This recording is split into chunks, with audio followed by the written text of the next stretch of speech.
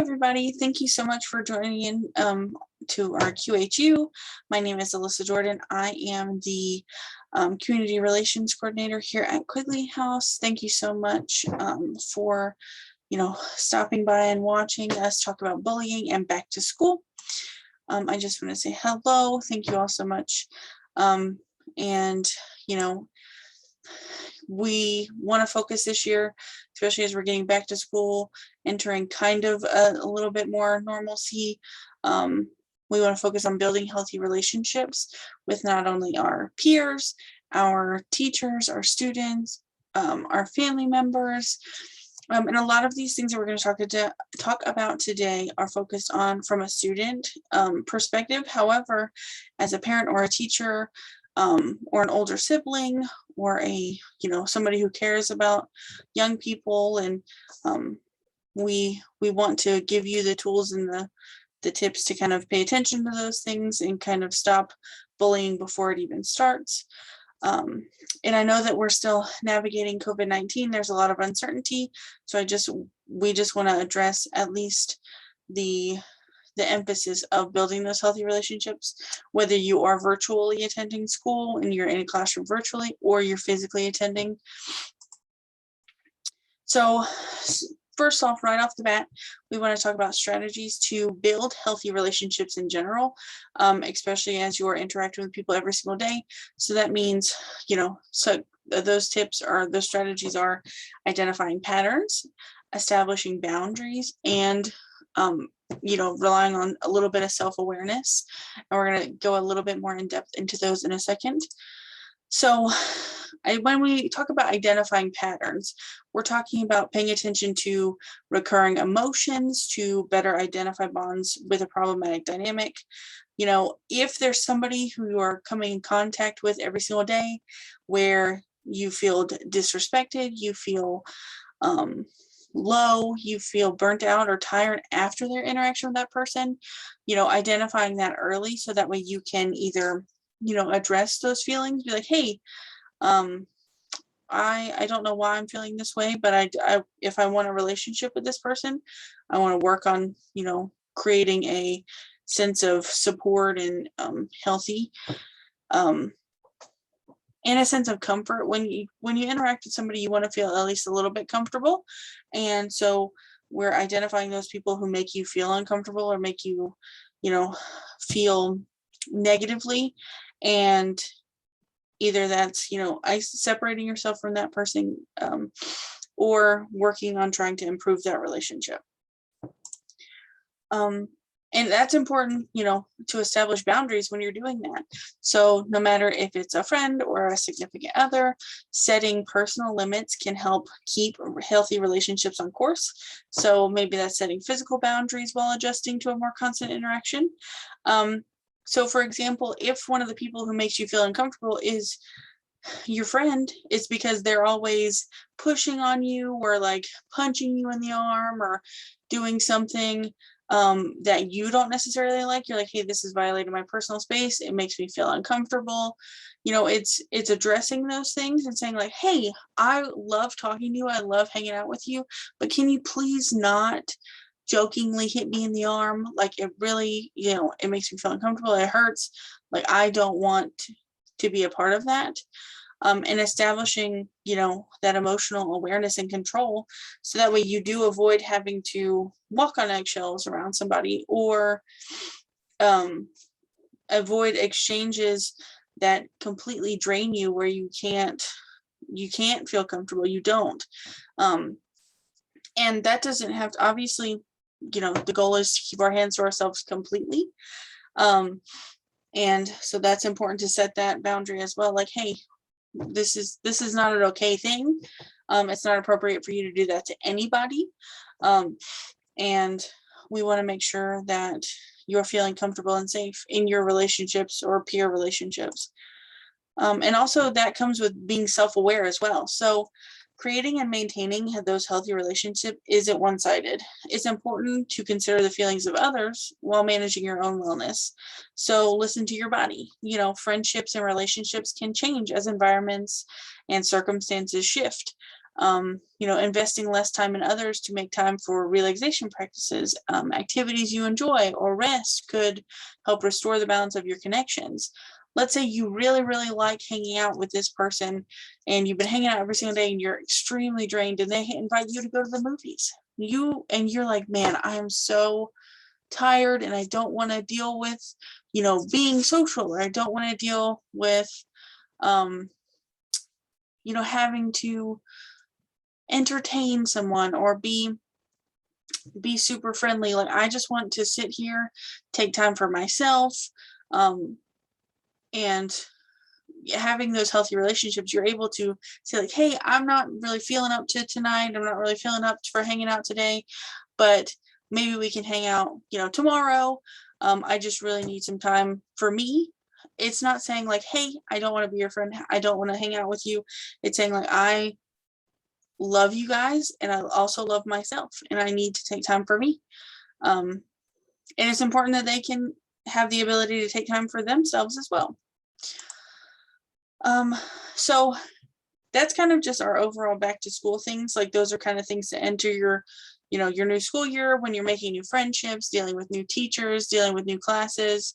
Those are kind of things that we want to set up so that we can set you up for success, especially on a relationship and an emotional level. And now we're going to kind of shift more into like actual bullying. So we're just going to go over the definition of bullying. So the federal definition of bullying identifies these three components: unwanted aggressive behavior, observed or perceived power imbalance, repetition or high likelihood of repetition of bullying behaviors. So this definition helps determine whether an incident is bullying or other types of aggressive behavior, such as one-time physical fights, online arguments, incidents between adults. Some bullying actions can fall into criminal categories, such as harassment, hazing, or assault. And if you feel as though you have been assaulted or you're being harassed, that's when, especially if you're a student or a young person, find somebody that you trust, whether that's, your parent, a teacher. And if it's somebody like that who is harming you, definitely find, a different adult that you trust, so that way we can help combat that for you, so that way you can feel safe and secure as you're attending school or dealing with, growing. So here are the examples of those three types of bullying. So like verbal bullying, or here are examples of three types of bullying. So verbal bullying is, saying or writing mean things. Social bullying, sometimes referred to as relational bullying, involves hurting someone's reputation or relationships. And then physical bullying involves hurting a person's body or possessions. So, we always, when we talk about verbal bullying, examples include teasing, name calling, making inappropriate sexual comments about somebody, taunting them, threatening to cause harm.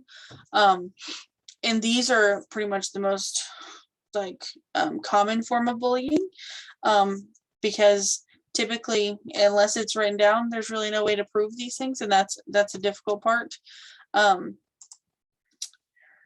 So social bullying, sometimes referred to as relational bullying, these examples include, leaving someone out on purpose, telling other children not to be friends with somebody, spreading rumors about someone, embarrassing them in public. Like if you see somebody come out of the bathroom and they have their shirt tucked into their underwear, the considerate and kind thing to do would be, hey, just so I want you to know, like, having a little bit of a situation here, I would go back in there and check, or like, hey, your shirt's in your underwear, make sure you fix it. But bullying somebody might, especially if it's somebody you don't necessarily like, just letting them ride on into class without, letting them know, hey, there's this embarrassing thing that's happening to you, and you're not the greatest, so I don't really like you, and I'm just gonna let you go. So doing things like that, purposely attempting to hurt somebody by your actions or excluding them. And then, we see the physical bullying a lot portrayed in like movies or shows, which is the actual like hitting, kicking, pushing somebody into a locker. That, and it might not be very common nowadays, but back like in older shows and movies, people pushing the smaller kid into a locker and say, hey, give me all your lunch money. Even just, making a mean or rude hand gesture towards somebody, those things, purposely taking things from them and then not, giving them back or damaging them. So the like a lot of this information was taken from stopbullying.gov, and they have a ton of resources and things about bullying and how to combat them for parents, teachers, other students. So they did some surveys, and student surveys from ages 12 until 18 experienced these various types of bullying, which was being the subject of rumors or lies, being made fun of, pushed, shoved, tripped, left out, exclusion, threatened with harm. Others tried to make them do things they did not want to do, such as like peer pressure, things like that. And their property was destroyed on purpose. But the most common thing that they experienced was being the rumor or being the subject of a rumor or a lie. So purposely having something made up about them and damaging their reputation, and sometimes, especially in high school or junior high, that's detrimental. That follows you your entire high school or academic career until you get to college. And so what we can do, or what kids can do or students can do to, combat bullying is, number one, treat everybody you come in contact with respect, whether that's a teacher, a coach, a peer, another student, somebody younger than you. Treat everybody with respect. And then we're also going to cover what to do if you're bullied, how to stand up for others, and how to get involved. So nobody at all should be mean to other people. There's always that saying, like, treat others how you want to be treated. And, and that comes with being self-aware and building on those healthy relationship behaviors and healthy behaviors in general. And that's, stop, taking a minute to stop and think before you say something or do something that could potentially hurt somebody. And if they hurt you, like, doesn't necessarily mean that you need to be mean back to them.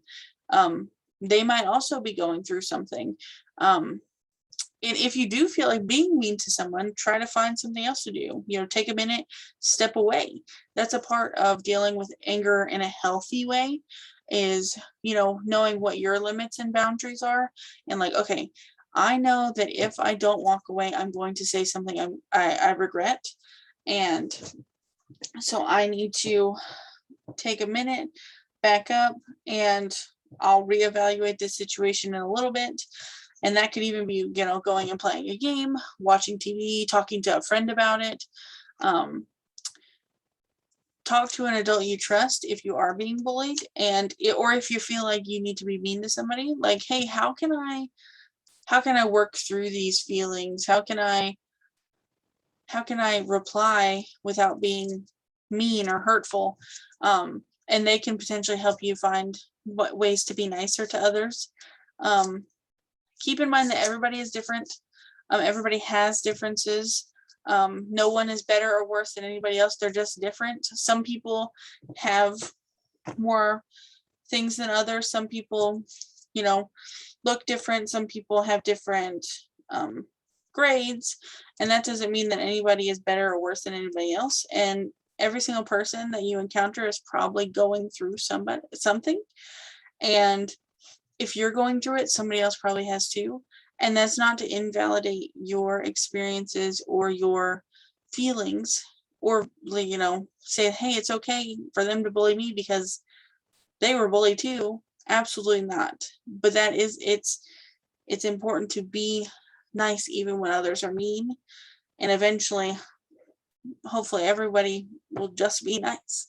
And if you think you have accidentally bullied somebody in the past or purposely bullied somebody in the past, and you're still having to encounter them, there's a rift in that potential relationship or friendship, apologize. That's part of that self-awareness and owning our choices. Hey, I was really mean and messed up, and I said things that hurt you, or I did things that were wrong, and that's on me, and I apologize. And sometimes it takes people a long time to get to that point. So be respectful of other people's reactions to that too. If you do think you've bullied somebody and you've hurt them and you want to apologize and they don't automatically accept it, that is okay. It doesn't mean that they're not eventually going to accept it. It doesn't mean that they think that you aren't sincere. It just means that they have to deal with it, how they're dealing with it, and it's going to take time. Hurt takes time. And so here are some things that you can do if you're being bullied. So if there are things that you are actually being bullied about, you can, look at the kid bullying you and tell him or her to stop. You could also, sometimes people use humor as kind of a defense mechanism, so you could try to laugh it off. It could catch the kid bullying you off guard and they would stop. If speaking up seems too hard or not safe, walk away and stay away. Don't fight back. Try to find an adult. Especially if you're in school, try to find your nearest teacher. There are things you can do to stay safe in the future too. So if somebody is consistently bullying you or being mean to you or hurting you, talk to somebody you trust. Don't let those feelings kind of bottle up. And telling someone can mean that you feel less alone. A lot of the times when we're the target of someone, you feel very isolated. You feel like nobody else is experiencing this, nobody else is going through this. And most of the time, if somebody's bullying you, they're also bullying other kids. And speaking up and saying something to an adult you trust or a teacher or a parent means that hopefully you can end that for all the kids involved, and to make your school or whatever a healthier place. So if there's somewhere where your bully frequents, try to avoid those places. Or if you can't avoid it, try to be in a group of kids or walk with a teacher to your next class, or most bullies don't target somebody if a teacher is near because they could potentially get in trouble. And if you see somebody being bullied, it's important that you stand up for others.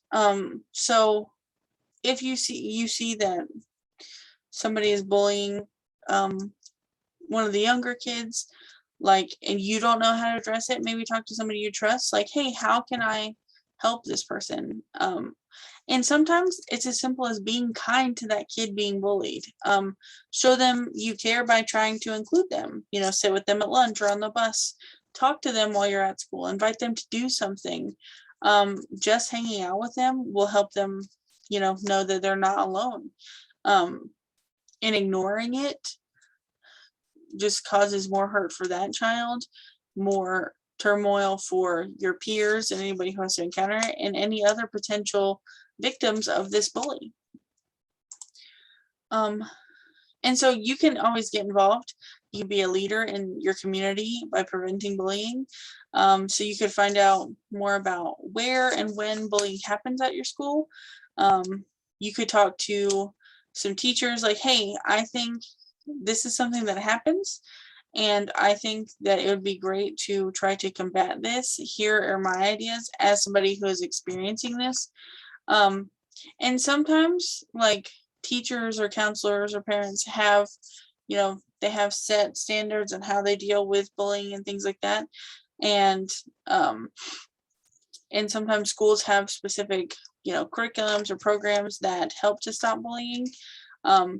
But it's always good to at least give your input, hey, this is happening, and what we're doing is not working to combat it, like here are some other things you could try.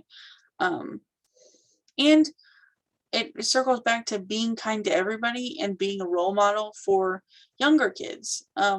Being somebody who interacts or sticks up for, the person being a victim. Like, it's super important to try to prevent future bullying from happening. And here are some really good resources. So if you are a student or teacher or whatever, and you want to learn more about bullying and see more about statistics and things like that, like you can go to stopbullying.gov, pacerkidsagainstbullying.org, cfchildren.org, or the CDC has lots of violence prevention information, including bullying and other forms of youth violence, such as youth dating violence, things like that. So those are some really good resources to check out. And I am very, very grateful for everybody who, spent time with me today and talked about bullying. I genuinely do hope that this year is full of healthy relationships and love and support and kindness, especially since the year that we've had, and especially for young people who have, had to live through this pandemic as well. We all just need a little bit more kindness. And so I hope that, this was informational and helpful. And if you do need other resources or anything, or you are being bullied or being abused or anything like that, like, you can definitely get in contact with, somebody that you trust. And I am so glad that you guys spent time with us today. And I hope that you all have a wonderful day. Thank you so much.